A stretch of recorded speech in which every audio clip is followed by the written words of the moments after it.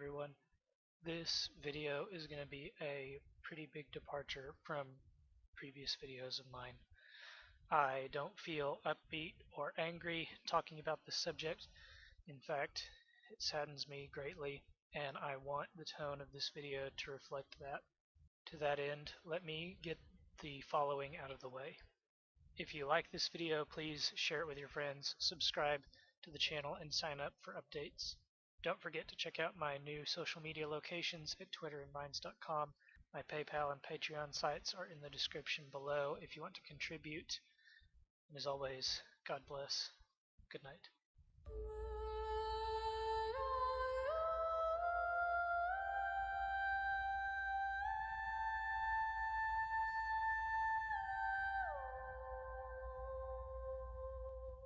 The quest for superficial diversity is tearing this country apart.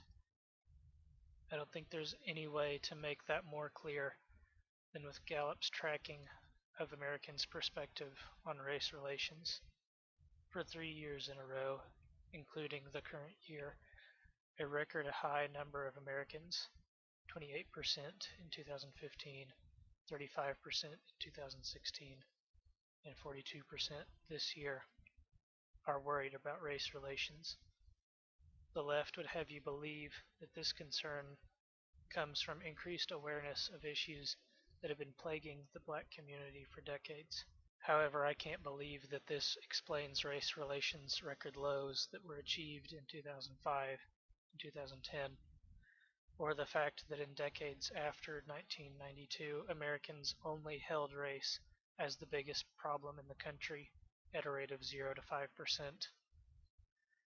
Americans have repeatedly found it in themselves to respect, appreciate, and ultimately support blacks in prominent arenas all across this country. In television, Americans supported families like the Banks of The Fresh Prince of Bel-Air and the Huxtable family of The Cosby Show. In sports, I dare say all Americans can name a black athlete at the very least, and nearly all Americans have a favorite athlete who is black. In music, Americans flood stadiums and listened to music performed by black musicians and singers. We've even credited the creation of up to 3 musical genres to the black community exclusively. In cinema, we hold dozens of black actors in the highest esteem. Americans spend millions of dollars every year to pack theaters, stadiums, and arenas to watch their favorite actors, athletes, and musicians perform, many of whom happen to be black. Certainly racism is not dead in America. I don't believe that any idea can truly be dead in the sense that no person believes it, but it is most certainly not and cannot be the problem that the left purports it to be. However, that has not stopped them from trying to formulate solutions to these mountains made of molehills. Affirmative action was born in the United States as a form of reparations to the black community, to signal that the federal government would seek to fill positions with black individuals. In the days when business owners and department heads harbored irrational disdain for blacks, this measure undoubtedly provided otherwise unavailable opportunities for blacks. But as it stands today, affirmative action has become a system that reinforces discrimination based on race. Its failure to Americans becomes painfully clear when you consider its effect on Asian persons. All the way back in 2015, 64 Asian American organizations lodged a complaint against Harvard University alleging racial discrimination. This makes no sense to the left, but when you realize what affirmative action requires, it makes perfect sense. Requiring that specific positions, slots, what have you, be reserved for blacks necessitates that all other races must be discriminated against. Adding race as the keystone factor in filling these positions fully extinguishes any sense of meritocracy that may have existed before. And as recently as this Monday, Representative Maxine Waters suggested that there ought to be a blacks-only party, perhaps someday in the future. The people complaining the loudest about racial tensions, discrimination, and animosity are the people peddling them. The quest for superficial diversity is tearing this country apart. It's been almost 100 years since women were constitutionally guaranteed the right to vote. From the 60s to the early 90s, women fought for exclusive spaces for themselves as well as greater inclusion in quote unquote positions of power. All well and good, but in the latest iteration of feminism, women are not just demanding things from men, they are demanding that men surrender their identities as men. It is done in the name of smashing the patriarchy, or eliminating rape culture, or gaining parity for women. This generation of feminists daily accuse men of sexism, and their evidence is the lack of women in these spaces traditionally occupied majority by men. Their evidence is how many women are victims of some form of sexual assault. They have trumped up and paraded this evidence around to such a degree that it has begun to have a negative impact on gender relations. Since the year 2000, women's concern about being sexually assaulted routinely spikes up to 35% from what could possibly be a norm of around 30%. Feminism has women writing online about how their own sons are prospective rapists. On top of this, women are not even any happier than they were when the second generation of feminism got into gear. While both men and women have been getting less satisfied with life, it is undeniable that women have suffered a greater decline. When asked on an itemized basis, women even indicated that they are less satisfied with the people in their lives, possibly because more women are working and therefore dealing with people they wouldn't otherwise choose. They're less satisfied with the time that they have to do things that they want. Again, this could be because more women are working and they are less satisfied with the amount of fun that they are having. This last one is incredibly revealing to me, especially because what have feminists been trying to do to women in terms of leisure and fun since the late 60s? We've been trying to turn them into men. Now that more women act like men than ever, women are having less fun than men and are less satisfied with their leisure time than men. The feminism of this generation is not having no effect on men either. Philosophies of the third wave have birthed the MGTOW movement among young men scarred by encounters with women. The listen and believed theory has been implemented on college campuses in such a way that young men's right to innocence until proven guilty is being threatened and violated all across the country, with the women at the center of these scandals becoming many overnight celebrities. We're told that this directly contributes to rape culture, but the reality is that women have armies of white knights staffing university administrations just waiting to exact vengeance for these women, while men are forced to endure grueling pseudo-trials or leave campus quote-unquote voluntarily. As if that wasn't enough, modern feminism is driving Americans away from the one deal that, when conducted correctly, is, in my opinion, the greatest deal that a woman can agree to: marriage. I'm not talking about marriages that women enter into that prove to be violent or untrustworthy. I'm talking about the kind of marriage that allows women to do basically what they want, when they want, with one or two small exceptions.